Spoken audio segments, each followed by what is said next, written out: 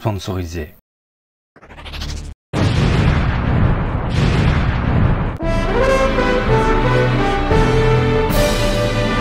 Salut à toutes et à tous, Marty Japan pour un tout nouveau déballage. Et bien aujourd'hui les gens, nous allons nous pencher sur ça, de la Maximatic, une boîte qui ressemble à de la Grandista Nero même. Regardez, hop, les petites bandelettes, les petites bandes noires en haut et en bas.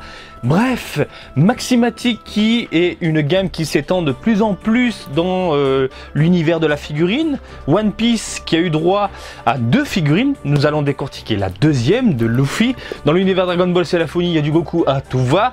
Du coup, ça se penche sur notre héros principal, comme je viens de vous le dire, Luffy. C'est sorti, sachez-le, le 19 mars 2021 dans tout l'archipel, dans tous les Game Centers. Et vous l'avez vu au début de cette vidéo, c'est l'ami Japan du World qui te balance du bon gros joujou à 19,90 €. Ça donne envie de claquer de la thune. Cependant, est-ce qu'elle vaut le coup? C'est pour ça qu'on voilà, je fais cette petite vidéo pour en parler justement. La boîte, on se la décortique, on se la regarde, bien sûr. Nous avons donc un Luffy en mode vénère, en train d'envoyer de la patate, qui veut exploser des gueules. On en a l'habitude. Bon presto, donc Bandai Spirits, pardon, qui distribue le joujou. One Piece à la licence, mon ami. One Piece Maximatic The Monkey D. Luffy 2, volume 2, une seule figurine à l'intérieur évidemment. Ensuite nous avons sur la tranche un gros plan avec de la grosse vénasse, ça je kiffe, sur le front. Je kiffe vraiment le design du perso. Nous avons ensuite un personnage exhibé un peu sur la tranche, sur le côté, hein, non pas de profil. Et encore une fois un gros zoom avec cet effet photoshopé terne sur le visage. Ça rend bien, je trouve. Surtout de ce côté-là, on a vraiment ces couleurs vives qui attirent l'œil. Quand tu vas dans un game center, forcément, t'as envie de craquer, t'as envie de mettre des pièces dans les machines, t'as envie de succomber, ma gueule, t'as envie de succomber. Bref, je prends mon petit cutter qui est juste là et on découvre ce nouveau jour du jour ensemble. Ouvre-toi, ouvre-toi. Carton de protection. Oh, il est colosse. Ah oui, ah d'accord, je pensais pas. Ah oui, c'est en plusieurs pièces. Oh, que ça me plaît déjà. Il y a de très bonnes choses. Putain, alors, socle, support du coup à part. Première fois que je vois ça, 1-2 pièces. Et ensuite, nous avons notre héros en 1 milliard de pièces. 1, 2, 3, 4 et 5 pièces. Support mat, noir. On a l'habitude, la petite tige à mettre, j'imagine. J'allais dire dans le cul, mais non, dans le bas du dos. Ok. Alors, figurine à emboîter facilement ou non? Putain, il y a vraiment de belles choses, je trouve. Ensuite, alors, les petits bras à droite, à gauche, nickel. Ensuite, le haut, le bas, hop là. Et faut mettre... Alors, faut bien enfoncer les poteaux. Alors, attendez, comment je peux mettre ça? Je ne comprends pas, je ne comprends pas. Messieurs, dames, vous avez la bête sous les yeux et... bordel de merde.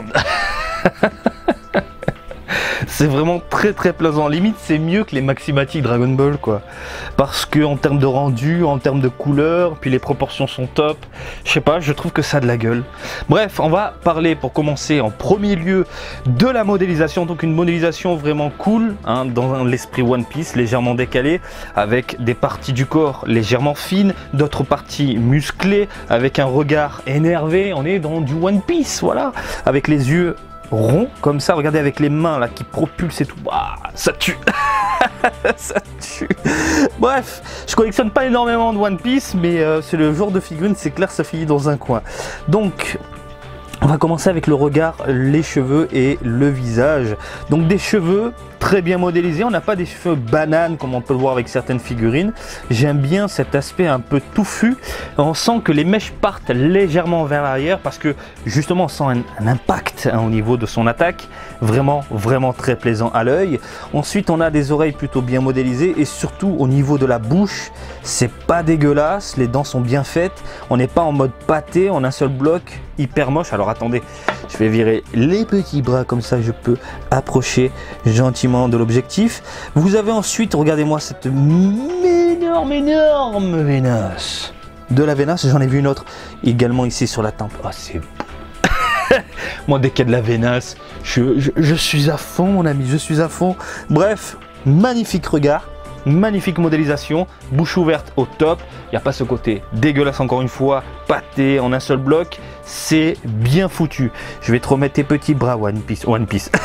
Je vais t'appeler One Piece. Luffy. Hop là. Regardez la modélisation. Ensuite, des vêtements. Beaucoup de playures à droite à gauche qui amusent les mirettes. On a cependant une petite jointure ici qui gâche un peu le plaisir des yeux. C'est dommage. Mais ils ont essayé de fondre un peu cette jointure avec les petites playures à droite à gauche. Disons que si tu positionnes la figurine comme ça ou même sur le côté, c'est pas très dérangeant à l'œil. Regardez, c'est dans la continuité des petites playures. On sent encore une fois ce côté dynamique, cet impact, hein, et que du coup les vêtements virevoltent un peu dans tous les sens. Et regardez les petites pliures, comment c'est bien foutu. J'ai rien à dire, chapeau l'artiste. En parlant de chapeau de paille propre, voilà, légèrement tordu, hein, on sent le côté un peu paille. C'est bien foutu, j'aime beaucoup également comment ça a été conçu. Franchement, rien à dire avec le petit bandana sur le côté, propre de chez propre. Ensuite, c'est dur de vous montrer tout ça, mais alors attendez, je vais virer, hop, la petite ceinture. Regardez-moi ce corps musclé à la Bruce Lee, sec et musclé à la fois. Il n'y a pas à dire, ça de la gueule. La cicatrice, on a quelque chose de gravé directement sur le torse. On n'a pas de la peinture posée. Ça, pour moi, c'est hyper important. Je déteste quand c'est de la peinture posée, comme on peut le voir sur certaines figurines. Imaginons, prenons par exemple de la sculpture de Broly ou d'autres choses, hein, de Broly récent. On a une cicatrice sur le torse où on peut voir des petits coups de pinceau. Je préfère des entaillades directes dans le plastique. Comme là, regardez, voilà, c'est carrément enfoncé, on sent la petite bosse, enfin le petit côté un peu volumineux, hein, c'est gravé directement sur le torse et le rendu est vraiment top de chez top, alors que c'est en fond, hein, limite tu ne le vois pas, mais c'est juste les petits soucis détails. Plus c'est détaillé, plus c'est mieux fait, plus tu vas t'en prendre plein la gueule. Même chose du coup au niveau de la modélisation du pantalon et obi, donc de la petite ceinture, propre, rien à dire. Donc pantalon, des petites pliures à droite à gauche, propre, rien à dire. Les gambas, on dirait des cuisses de grenouille, hein. T'enlèves ça, tu manges. C'est génial. Bon bref, le top. Les tatanes de l'espace, les tatanes nickel, hein. Regardez, même en dessous c'est détaillé. Tatane ici tordue avec le pied qui virevolte, propre. C'est super propre, la modélisation est super propre. Et ensuite, regardez ici, la petite ceinture, vous l'enfoncez. Et en fait, hop, t'as l'impression que l'obi sort directement de l'intérieur. C'est bien pensé, c'est bien foutu. Et pareil, hein, c'est hyper bien modélisé, hein, je suis désolé, mais c'est hyper clean. Parlons peu, parlons bien, parlons des couleurs, parlons des nuances. Tout d'abord, premier constat, il y a du mat, il y a du légèrement brillant. Il y a un mélange de tout, une certaine harmonie au niveau des textures qui t'en mettent plein la gueule. Au niveau du pantalon, on a un léger brillant, pas trop dérangeant à l'œil. Même chose au niveau des vêtements ici, hein, c'est léger, c'est propre.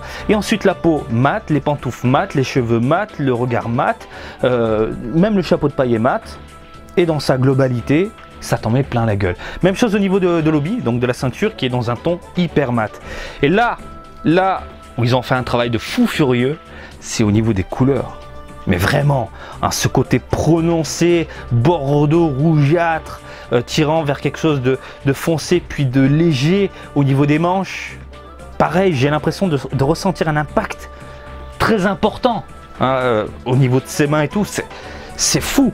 Et même chose au niveau du pantalon, regardez, ce côté bleu clair qui tire vers quelque chose de beaucoup plus foncé au niveau des petites pliures, ça met bien en avant eh bien les contours du pantalon. Après en dessous, on est dans du dégueulasse.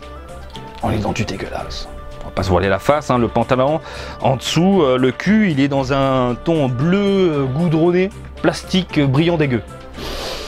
Mais en même temps, la figurine, tu vas pas la mettre assis comme ça. Tu vas pas l'exposer comme ça. La figurine, tu vas l'exposer comme ça ou sur les côtés. Donc on va dire c'est pas trop dérangeant. Jusque Bandai se fait pas trop chier. Mais ça, encore une fois, on a l'habitude avec les figurines de Banpresto, de Bandai Spirits, hein, puisque bon, voilà. Après, l'arrière est légèrement travaillé, également sur les côtés. On a de belles teintes au niveau de la peau. Alors, quelque chose de beaucoup foncé au niveau du mollet. Oui. Ça m'a marqué. Je sais pas pourquoi je parle comme ça. Non, on a quelque chose de beaucoup plus foncé à l'arrière et de beaucoup plus clair du coup au niveau du tibia. On sent vraiment encore une fois un impact, comme s'il y avait quelque chose de lumineux en face de lui.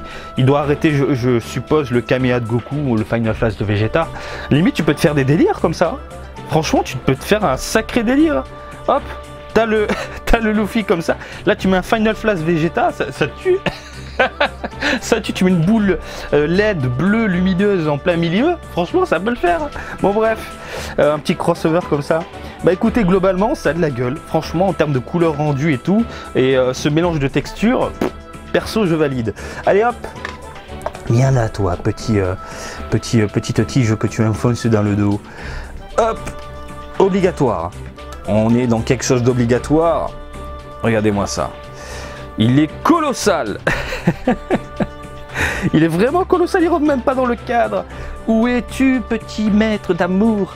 Alors, support obligatoire, encore une fois, parce qu'on est dans une pose dynamique, on est dans du 22 cm, mais il prend de la place également sur le côté, on est dans du 18 cm environ.